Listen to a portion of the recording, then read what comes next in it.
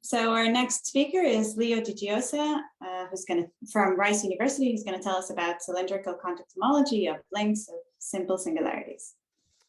Yeah, thank you to the organizers for inviting me. I'm very excited to give this talk today. There should be lots of pictures and colors, and so I hope that people have as much fun as I did in making this. Okay, so the game plan for the next 20 minutes or so, what I'll do is I'll provide an overview of the simple singularities, the links, how these are contact manifolds, and how you can get some Seifert fiber structure on them, okay? Then I'll outline some of the ingredients that go into computing the cylindrical contact homology of those three manifolds, and we'll be using Morse functions on S2 that are invariant under a certain symmetry group. And then last thing I'll do is I'll point out how the Seifert fiber structure of those original three manifolds are realized by some of the by the contact homology, by the computation.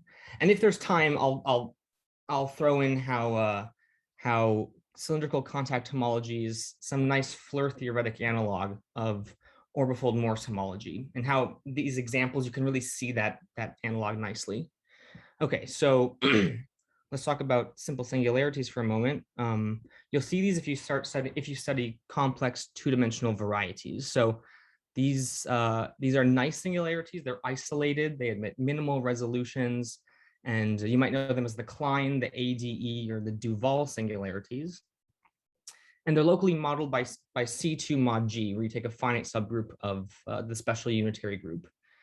And the McKay correspondence tells you that you have this, this alternative perspective to see those singular surfaces. So you can alternatively realize it as the vanishing set of a single complex polynomial in three variables, where that isolated singularity will be at the origin. And it's through the second perspective that it's a nice sort of context to define the link, because in the second context, you can nicely define the link to be the intersection of a small sphere centered about that origin point, that singular point, with the vanishing set. So that intersection is a three manifold, that's the link. And that turns out to be a contact type hypersurface in a symplectic manifold that has natural contact structure on it. Okay, and then nicely, there's this, you can realize a contactomorphism between the link as I've just described it and the quotient S3 mod G. G is that original subgroup that we started out with. And the contact structure there is, of course, the contact structure coming from the standard one on S3. It's preserved under the SU2 action. So that's the contact structure. And this second manifold, this S3 mod G, that's the perspective that we'll take in our computation of cylindrical contact homology. So there's some nice geometry that we can utilize in computing this stuff by looking at some group theory. So I'll remind that there is this double cover of Lie groups from SU2 to SO3. And we'll let H denote the image of that original group G under this double cover. So G is a group that acts on S3, H is a group that acts on S2, and H is about half the size of G. And there's a nice classification of finite subgroups of SU2. So G could be cyclic, binary dihedral, or binary polyhedral, in which case the corresponding H is going to be cyclic, dihedral, or one of these polyhedral groups. You know, these act on S2 by the set of symmetries that you'd see if you inscribed a regular polyhedron in S2. Okay, so now unlike the G action, this H action will have a lot of fixed points. We're acting by rotations, and so the quotient S2 mod H is an orbifold, and that is homeomorphic to S2. We'll see why in some pictures why this orbifold is homeomorphic to S2.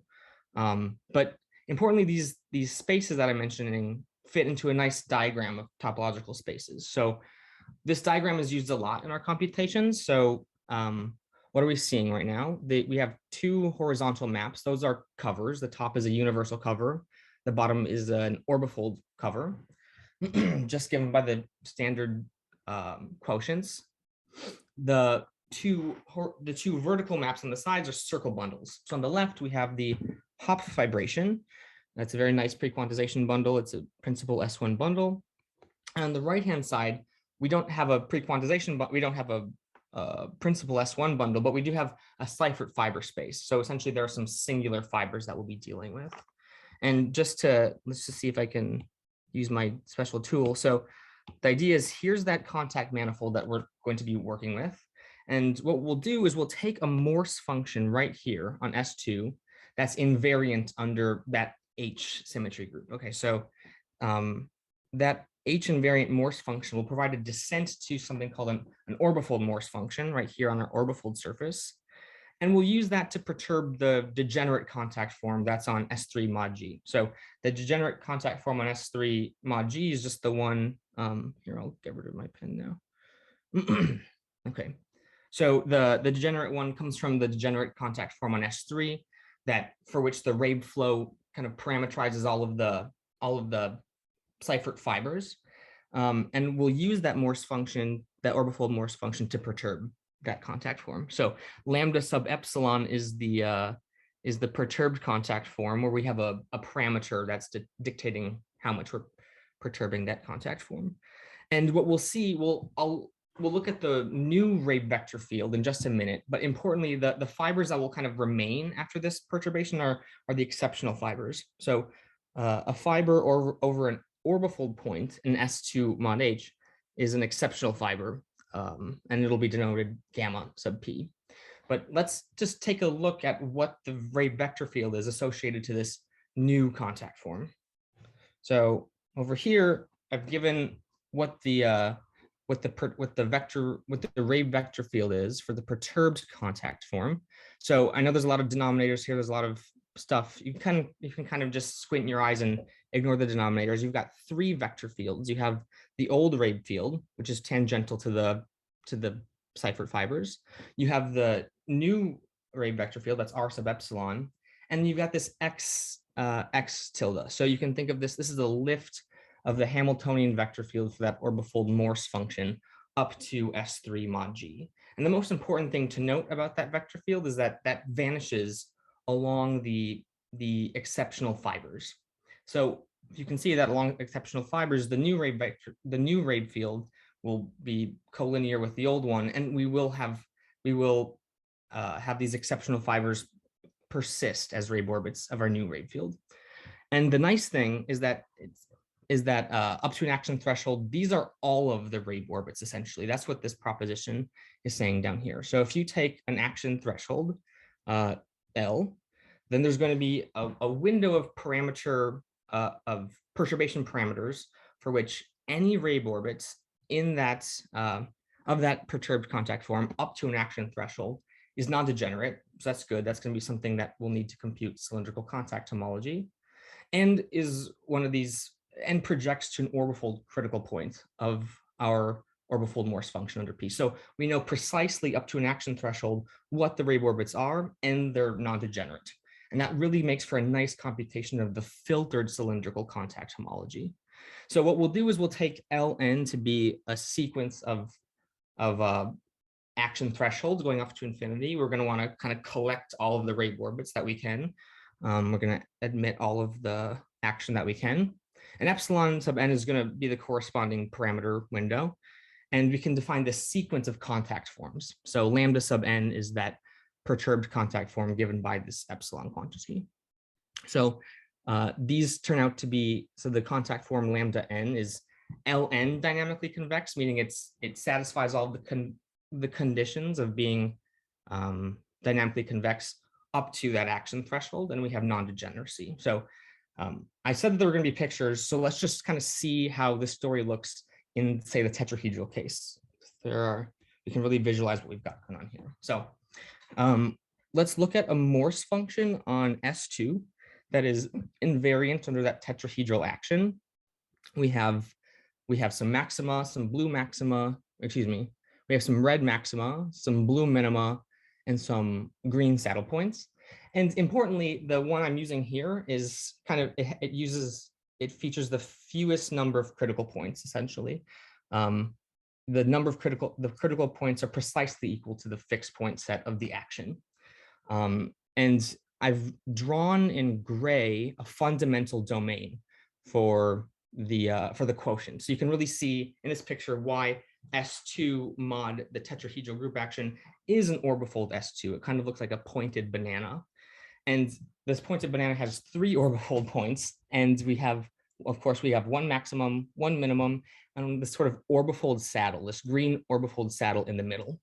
And if you remember from the previous page, what we'll have in our filtered chain complex is essentially red loops, red iterates, green iterates, and blue iterates up to an action threshold. This is precisely all of the Reeb orbits that we'll see. And I want to show how these iterates change with respect to their Conley-Zander index. So on the next slide, I've shown the few first iterates and how they're sorted with respect to their Conley-Zander index. So these will be for the most part, the generators of the filtered cylindrical chain groups. And let's see, so we have the blue iterates, the green, the red. You can see the Conley-Zander index -1 is on the left-hand side. That would be the grading, the integral grading of the chain groups on the left-hand side.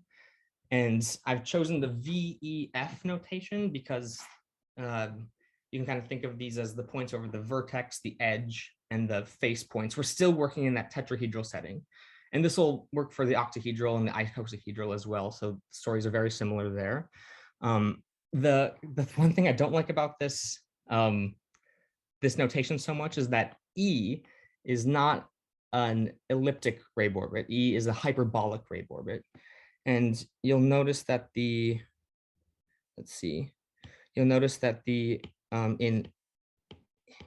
odd dimensions, we have just a single generator. And in fact, if you know something about cylindrical contact homology, you'll know that these right here, or you'll know that you have to throw away bad Reeb orbits from your chain complex. And it turns out that these even iterates of green are bad Reeb orbits. So these are discarded from the chain complex completely. And what we have is a filtered chain complex for which that vanishes, would have zero generators in odd dimensions. And so the filtered chain groups, the differential is completely 0. We can immediately compute what these filtered chain groups are. So we'll come back to this table in just a minute, but I want to say the statement. So here's the statement. If you take a finite subgroup of SU2, you'll let M denote the number of conjugacy classes of that group G. Then here's the statement. So what you have is a sequence of filtered cylindrical contact homology groups connected in a directed system over homomorphisms induced by completed symplectic cobordisms. And the direct limit of that system turns out to be the vector space on the right-hand side. So there's a lot to see here, but just note that in cylindrical contact homology, the differential splits over free homotopy classes. And so this splitting into 2 summands is really in terms of 2 kinds of free homotopy classes in the link. So the right summand is, let's see, the right summand here is basically the 2 torsion in pi1, and this is everything that isn't 2 torsion. Okay, and you're seeing copies of the orbifold Morse homology. You're seeing copies of the singular homology of S2. But really, I want you to think about that as the orbifold Morse homology of the orbit space. I'm going to point out in a minute why that's kind of the right perspective to take. So these summands on the right should be interpreted as the orbifold Morse homology of that orbit space. Okay, so we're seeing some of the Seifert fiber structure realized in this direct limit, in this contact homology. And then on the left-hand side, that left-hand summand, it's a vector space whose dimension is m-2. And I'd like to, at some point, I'll try to convince you that m-2 should be interpreted as a kind of total isotropy of the orbifold. But I want to just point out for a minute why orbifold Morse homology is the right thing that we're seeing here. So let me go back to the table with the Reeb orbits here. So I'm going to use my highlighter. So the first time that we see a blue, a green, and a red orbit in the same free homotopy class comes right here with these 3 orbits. So we have V3, E2, and F3. And this kind of looks suspiciously like the orbifold Morse function that we had on S2 mod T. So we see a blue minimum in dimension 0, a red maximum in dimension 2 and a sort of this intermediate saddle point in the middle, the green one. And in cylindrical contact homology, I mentioned that we throw away that E2, and in the definition of the orbifold Morse chain complex, there's this notion of a non-orientable critical point. And it turns out that that green point that E2 is corresponding to is a non-orientable critical point. And analogously, that gets thrown out of the chain complex. So really kind of just pretend you're seeing the orbifold Morse chain complex here with of S2, of that orbifold S2, with a max, a min, and sort of this ghost generator in green that gets tossed out. And it's not just happening here, it's also happening here and here and all the way down. So that's where you're seeing the orbifold S2 are in those circles that I've drawn, and those horizontal flanks are the other term. And I'm going to try to convince you in my last bits of time here that quantity is some sort of total isotropy of the orbit space. So again, let's go back to that tetrahedral example, and I'll show you this picture again. In the tetrahedral case, we have seven conjugacy classes. So m minus 2 is 5. Now, how do we see 5 from the orbifold? So looking at this orbifold, how do we get 5 from it? So what we'll do is at each point, let's look at the isotropy group and take the order of that and subtract 1. So this is going to be a quantity that's 0 at all of the smooth points, all the gray points. So here I'll have a 0, here I'll have a 0. But what we have at the red, the green, and the blue points, at the red, you look over at the S2. What's the isotropy? You have 3 rotations. So we have a Z mod 3, subtract 1, and I'll get 2 up there. Same thing happens at blue. Of course, we have 3 rotations down here. And so I'm going to add the point 2 at blue. And what's happening at green? So it's not exactly, you don't exactly have a 90-degree symmetry. You have some sort of Z mod 2 symmetry. So you can really have 1 click and 2 clicks. And so for that reason, the quantity we'll associate to the green point is 1. So if you add those quantities over all points on your orbifold, you see 2 plus 1 plus 2 equals 5. And that's why you're seeing that quantity up here. So really, the cylindrical contact homology as a direct limit of filtered groups, we are seeing structure of the Seifert fiber space within. And in the last few minutes or so that I have, I'll point out another perspective that you can take. Okay, so another thing to point out about this computation is it kind of realizes a form of the McKay correspondence in a contact setting. So remember that the McKay correspondence will tell you that the dimension of the cohomology ring of the minimal resolution of the singularities that we're working with is also given in terms of m. It's the number of conjugacy classes. That's the dimension of the cohomology ring. So recently, Mark McLean and Alexander Ritter generalized this result in higher dimensions. So they looked at the Crepant resolutions of these surface singularities, Cn mod g. And so they proved that not only does that same statement hold that the dimension of the cohomology ring is m, but even in the intermediate dimensions, they find what the dimension, what the rank of that cohomology group is, in terms of a refined grading on the conjugacy classes of G. And they do that actually by looking at the positive symplectic homology of those Crepant resolutions. And they show that these have the ranks given in terms of conjugacy classes and this age grading that appears.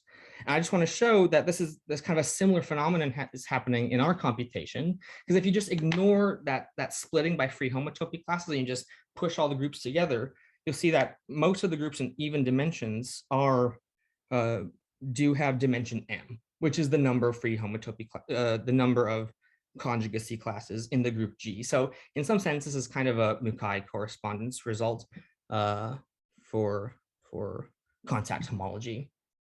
Okay, and so there could be more that I could say, but I'll end it there for now.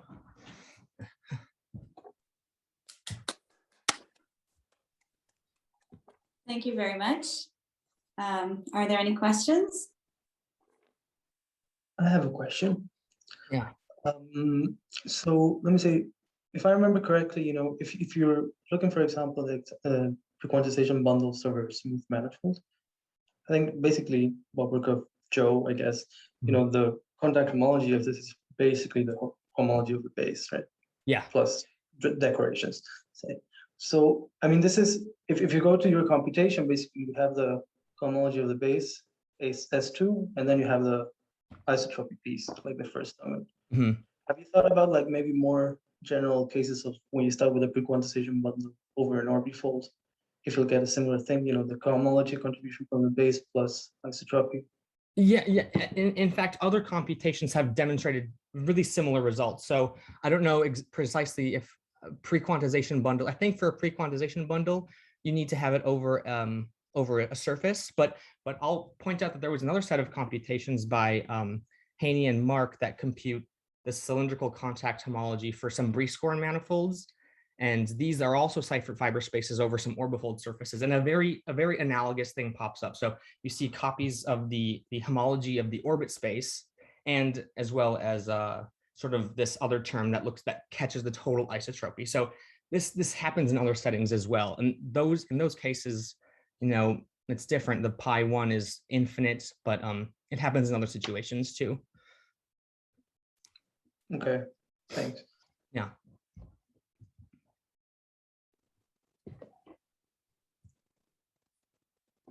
So in your example, you had one simple orbit per critical point.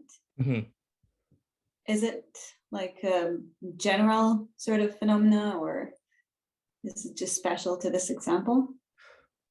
Well, I could have chosen the Morse function that had critical points all over the place. So no, right, but like, do you always have like a sort of a preferred Morse function? Oh yeah, okay, that's a very good question. So in order to get lots of those symplectic cobordisms to work, the Morse function that we do use is perfect. So you can kind of work through the computations to see if you use a different one, and you had, for example, more simple Reeb orbits appearing under your action threshold. And for that reason, I would, some of the arguments that prove compactness of the moduli spaces that we use in this case would kind of fail. So there are these, in case people were interested, I included some slides back here, but there's a lot of arguments that go into showing a building like this cannot exist in the cobordisms. And importantly, you can prove that such a building doesn't exist because of some tight control over the Reeb orbits. And if you had more Reeb orbits, more simple Reeb orbits, some of these technical things wouldn't be so easy to prove. So I'd expect the same result to hold, but I don't know how some of the direct limits would go regarding the cobordisms. So I'll show this picture again because it's fun.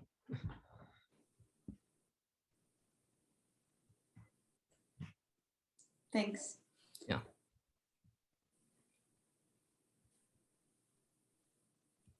Okay, any more questions? Okay, if not, let's thank Leo again. Thank you very much.